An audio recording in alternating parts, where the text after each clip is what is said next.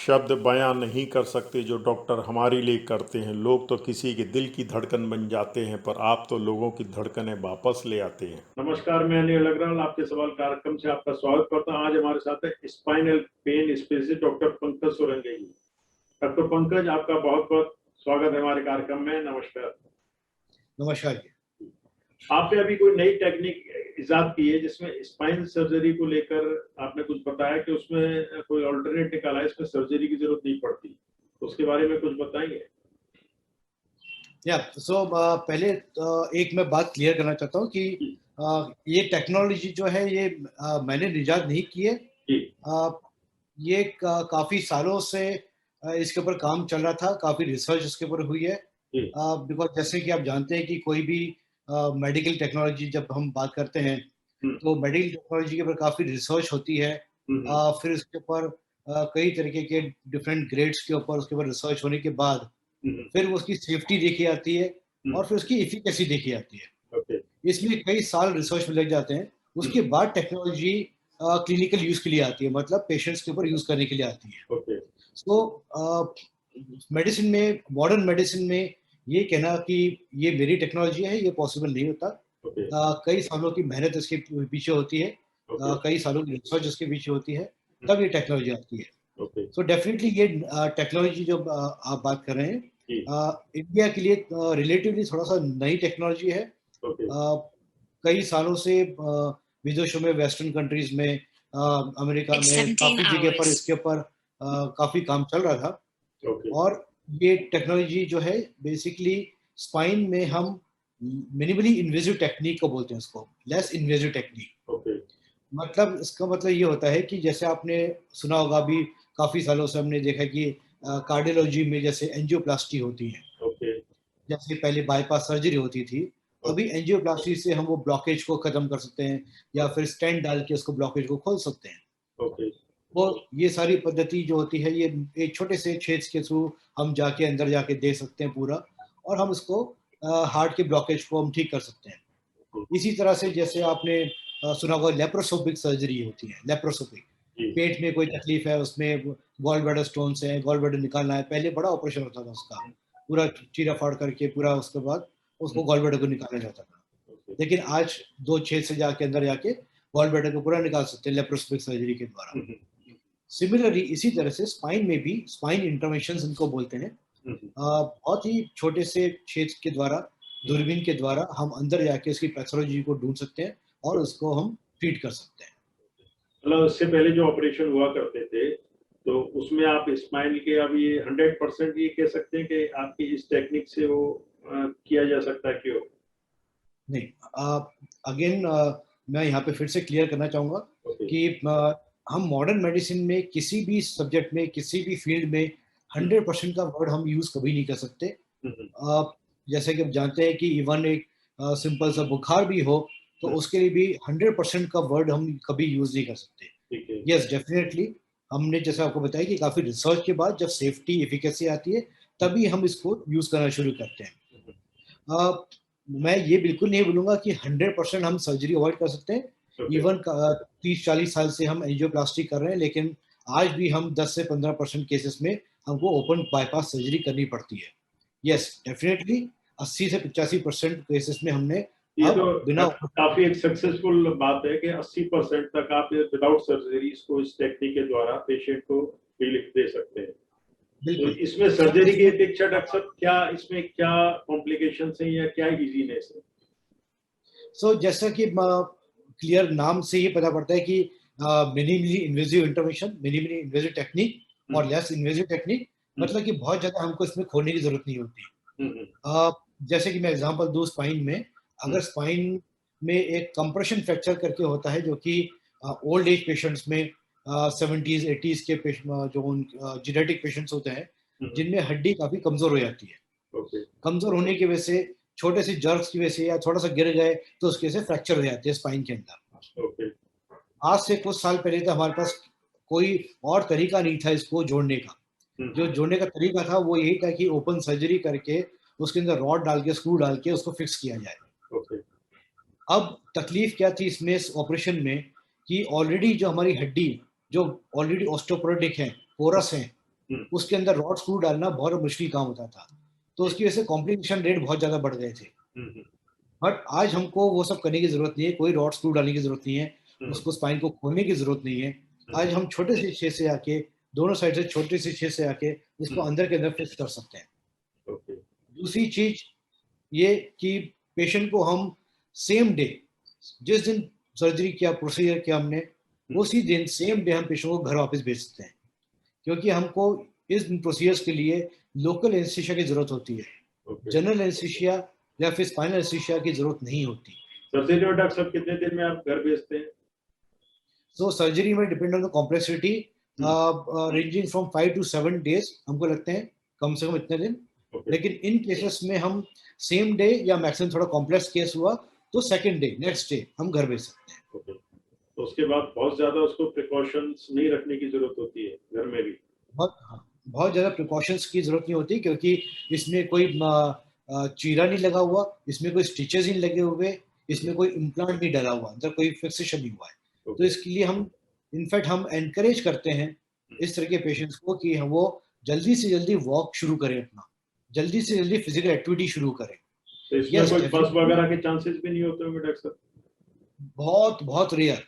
कोई भी इंटरवेंशन में इन्फेक्शन के चांसेस डेफिनेटली होते हैं, बट क्योंकि ये बहुत ही मिनिमली इन्वेजिव टेक्निक होती है, इसमें infection chances are very very rare. इसमें आप जो है कि पेशेंट को जैसे दवाइयों का भी खर्चा कम आता होगा, ऑपरेशन का भी खर्चा कम आता होगा, ये सब चीजें भी मैटर करती हैं।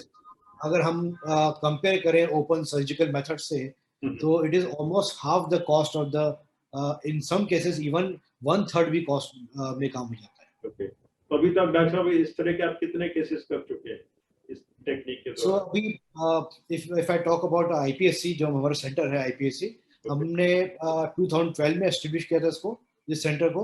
ये दिल्ली में है? हाँ, अभी हम दिल्ली में हैं केवल। दिल्ली और बेंगलोर में हमारे 2 सेंटर हैं। तो 2012 से लेकर अभी तक हमारा डेटा रिकॉर्ड है 40,000 प्लस केसेस का। 40,000 प्लस, या 40,000 केस कर चुके हैं? 40,000 पेशेंट्स का हमारे पास रिकॉर्ड है। उसमें से आप मान के चलिए अराउंड हमारे पास करीब 3 से 4 हजार प्रोसीजर्स का रिकॉर्ड हमारे पास है। तो इसमें किसी तरह का कोई कॉम्प्लिकेशंस की तो कोई जीरो उम्मीद नहीं है आपके हिसाब से? नहीं, आप जैसे मैंने आपको फिर से बताया कि अब किसी भी मॉडर्न मेडिसिन में हम कभी भी ना तो गारंटी ले सकते हैं किसी चीज की, ना 100% कंफर्म बोल सकते हैं। मतलब डॉक्टर इस टेक्निक से कोई कंट्रोवर्शियल कोई आर्गुमेंट नहीं है किसी का भी, किसी डॉक्टर? नहीं, ये सारे, हाँ बिल्कुल, जैसे मैंने आपको पहले बताया कि ये सब एविडेंस बेस्ड होता है, पूरा सारा एविडेंस बेस्ड मेडिसिन है। इसमें सारा रिसर्च होके तभी ये क्लिनिकल यूज के लिए आता है। इसमें कोई भी ऐसा टेक्निक डॉक्टर साहब एम्स में भी शुरू की जा रही है? एम्स में काफी सालों से है ये। एम्स में करीब 30 साल से ये पेन क्लिनिक ऑलरेडी चल रहा है।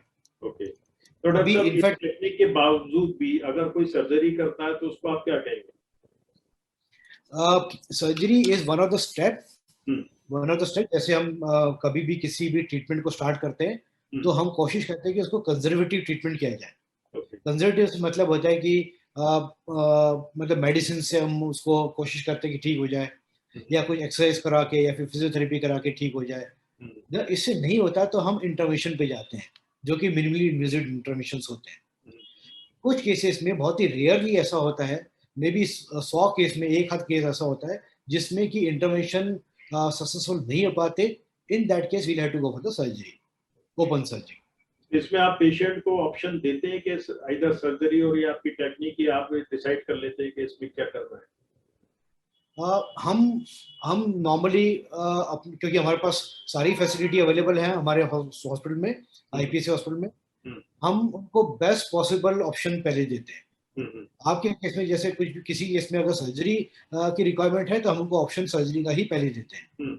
बट अगर हमको लगता है कि सर्जरी की जरूरत नहीं है, जो कि मोस्ट ऑफ द केसेस में 70-80% केसेस में हमको यही लगता है कि सर्जरी का रिक्वायरमेंट नहीं है, लेस इन्वेजिव टेक्निक से आपका काम हो सकता है, तो हम उनको वही ऑप्शन देते हैं। जैसे फॉर से हर्निया के ऑपरेशन में डॉक्टर ये पूछते हैं कि आप या तो ऑपरेशन कराएं, सर्जरी कराएं, या फिर दूरबीन से कराएं, तो पेशेंट डिसाइड नहीं कर पाता कि मैं क्या बताऊंगा इसमें। तो इस केस में, आपके केस में ये क्या आर्गुमेंट इसमें लागू होता नहीं कि आप सर्जरी प्रेफर करेंगे या आपकी टेक्निक करेंगे?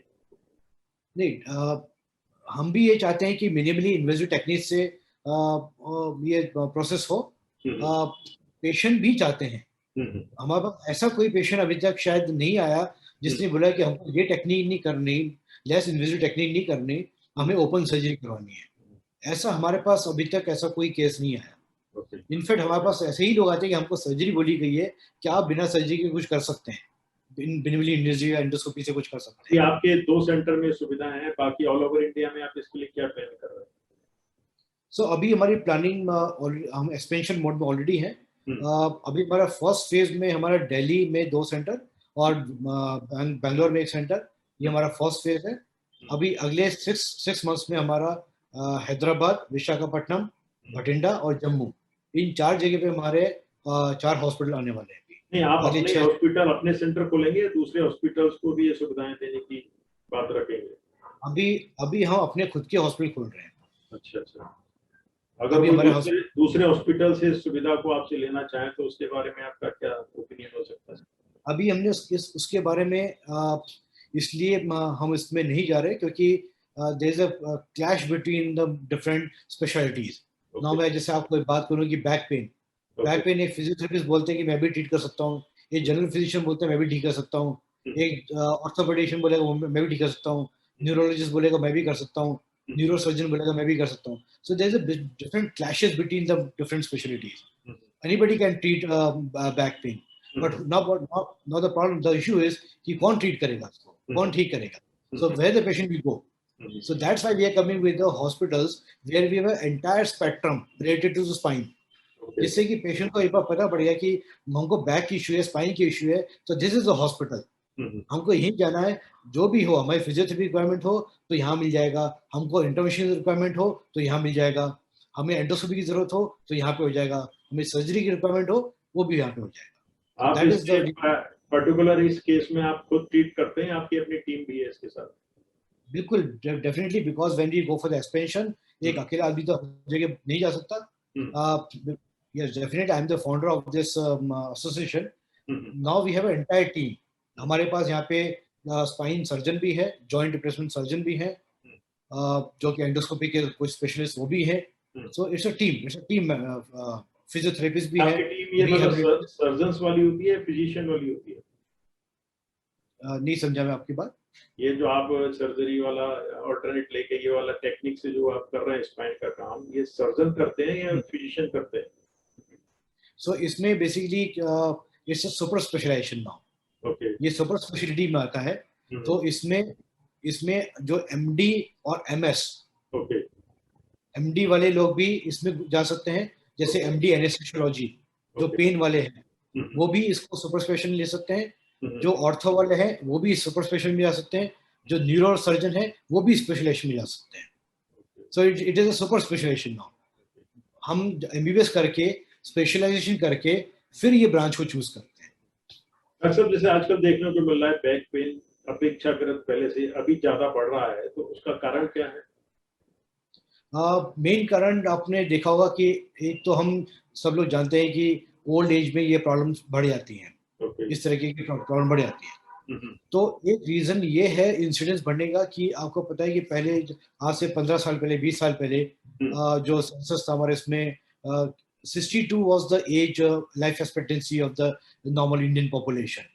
But now today the life expectancy of the population is 72 years. Okay. So the geriatric population is increasing. जो old age population हमारी बढ़ रही है. So that is one of the reason why we have lot of patients with the back pains and the joint pains. Now in addition to that, अभी हमारी younger population, जो कि आज से 15-20 साल पहले हम सोचते नहीं थे कि 50 साल से पहले किसी को प्रॉब्लम होगी इस तरह की बैक की, जॉइंट्स की, लेकिन आज जीरेटिक पॉपुलेशन से ज्यादा यंगर पॉपुलेशन इससे अफेक्टेड हो गई है। And the main reason is the sedentary lifestyle, the sitting hours, mainly the sitting hours. 10 से 12 घंटे जो सिटिंग होती है, मेट्रोज में जो 2 से 3 घंटे की ड्राइविंग होती है, that is the main reason why they have developing these kind of joint problems and back problems, spine problems. तो उसके लिए आप क्या सजेस्ट करेंगे? So definitely हम ज़्यादा से ज़्यादा कोशिश यही करते हैं, हम प्रमोट भी इस चीज़ को करते हैं, काफ़ी इसके ऊपर हम कैंपेन भी चलाते हैं इसके ऊपर।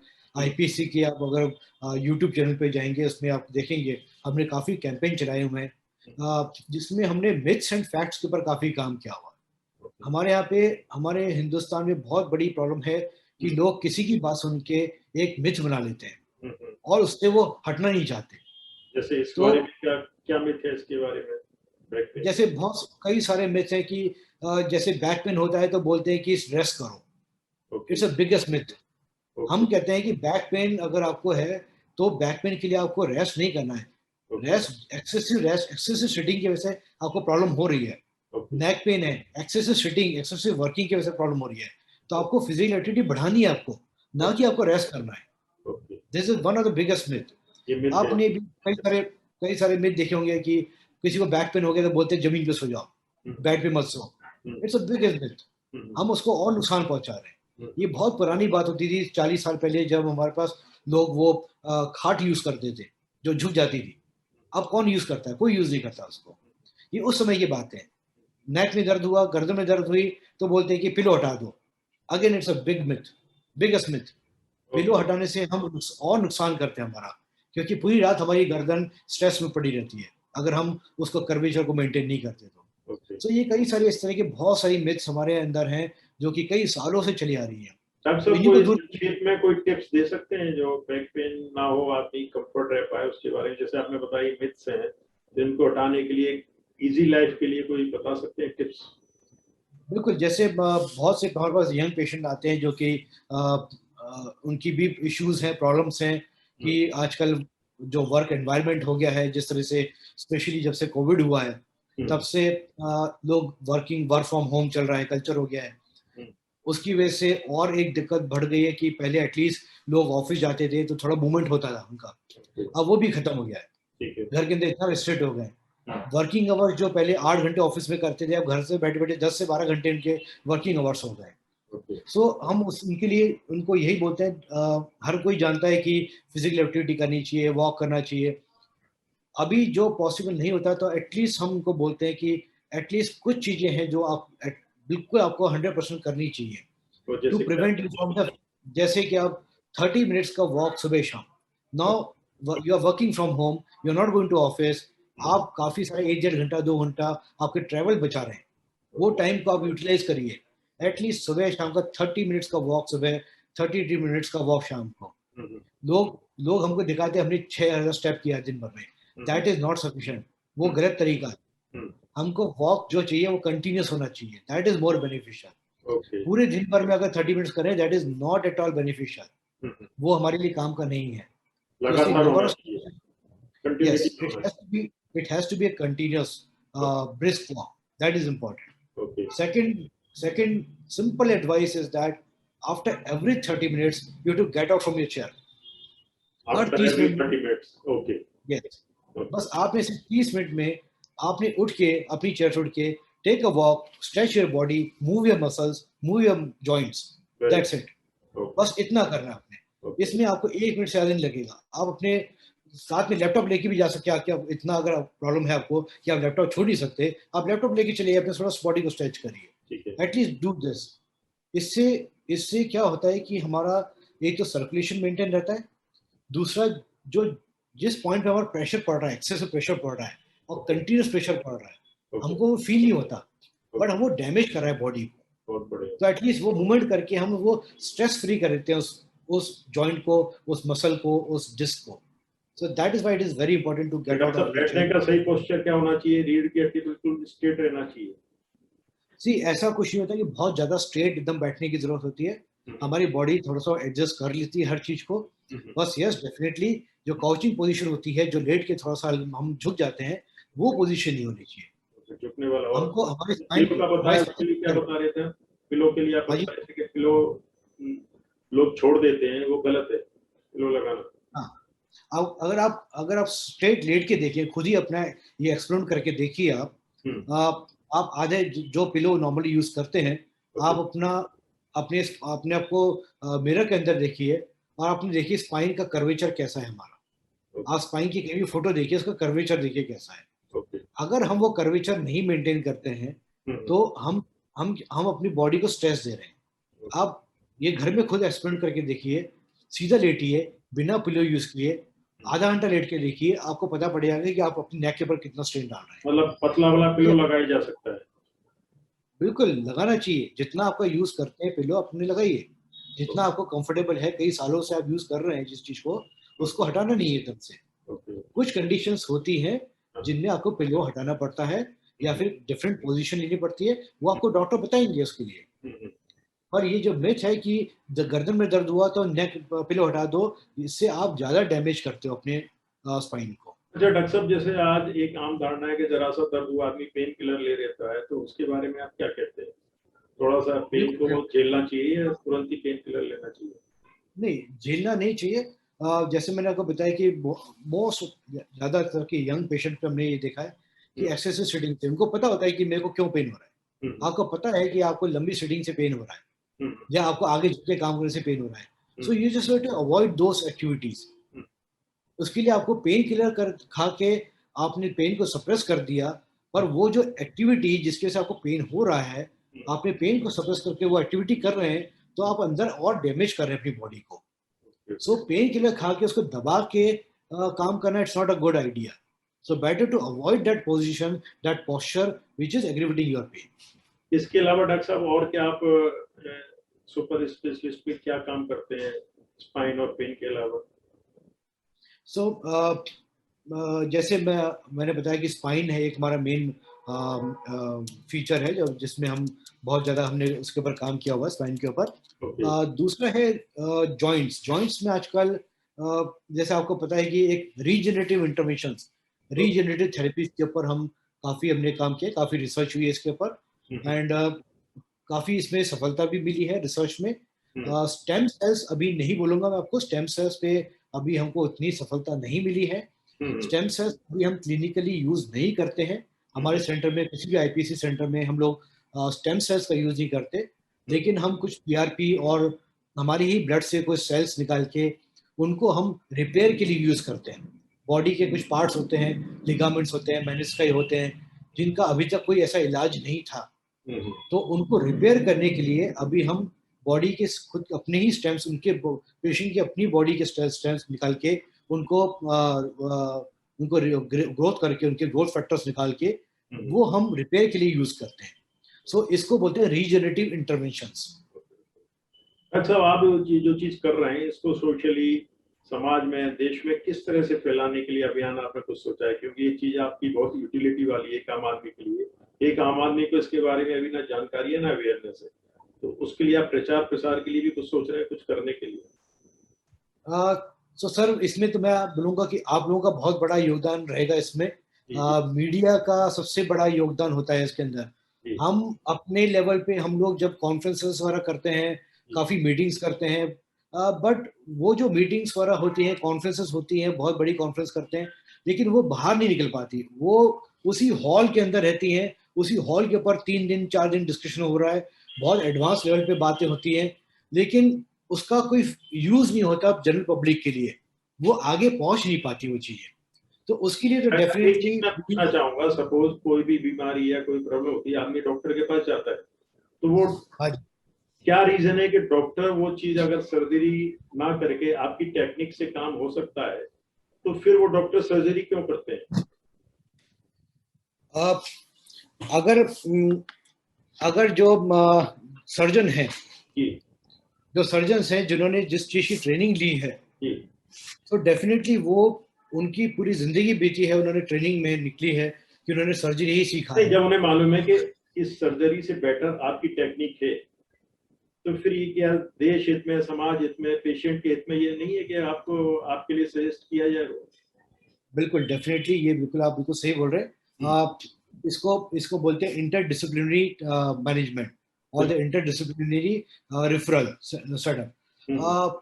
अनफॉर्चुनेटली ये जो इंटरडिसिप्लिनरी मतलब एक डिपार्टमेंट से दूसरे डिपार्टमेंट के अंदर रेफर करने का जो सिस्टम है, हमारे इंडिया में थोड़ा सा काफी इसके हम पीछे है इसमें काफी।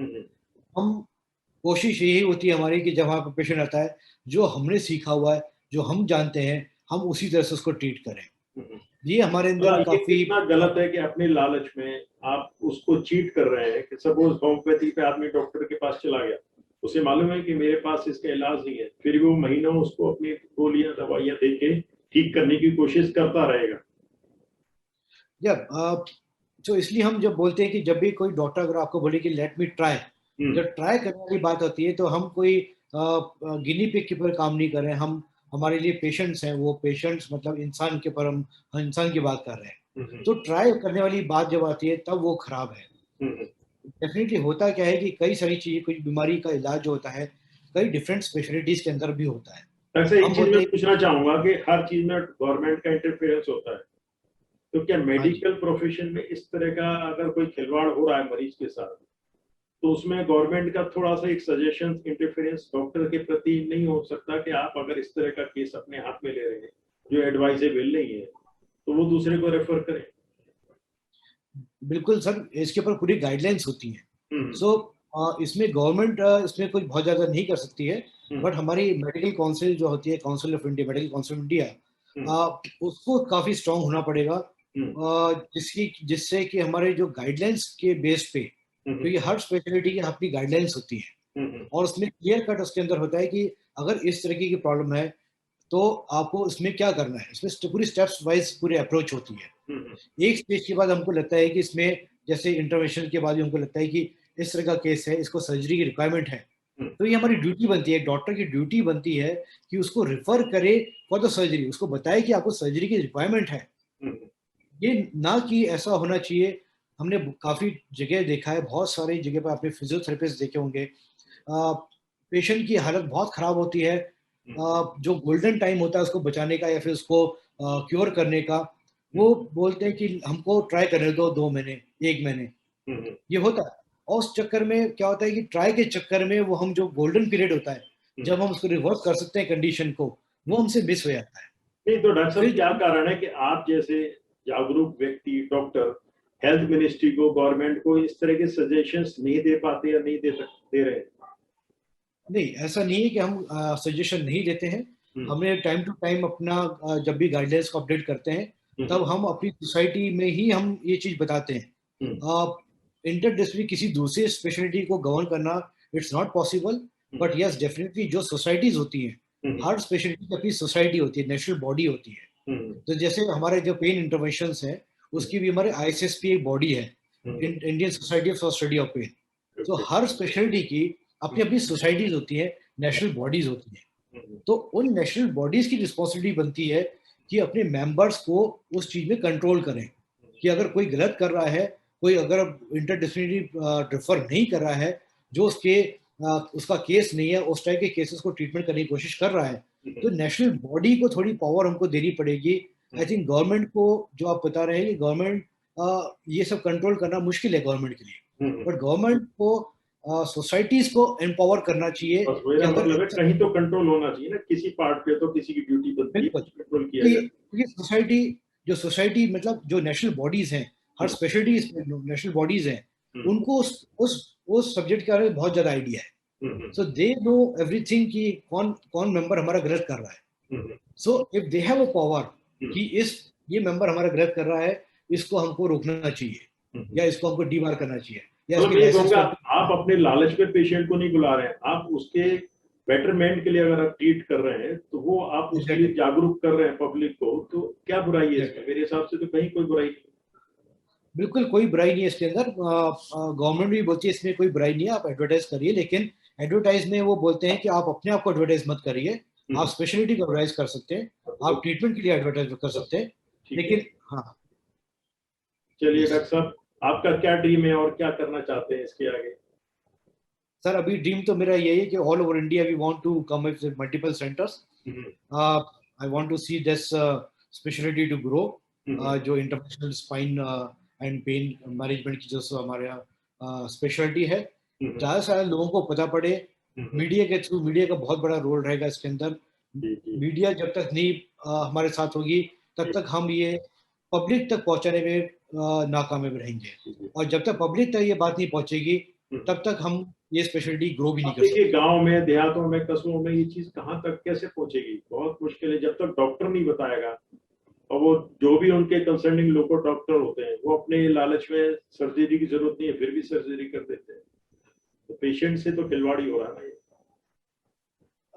कई बार हमको बाहर से देख के ऐसा लगता है कि पेशेंट हमने खिलवाड़ किया है, बट ऐसा मोस्ट ऑफ द टाइम नहीं होता है। डेफिनेटली हर जगह हर तरीके के लोग होते हैं।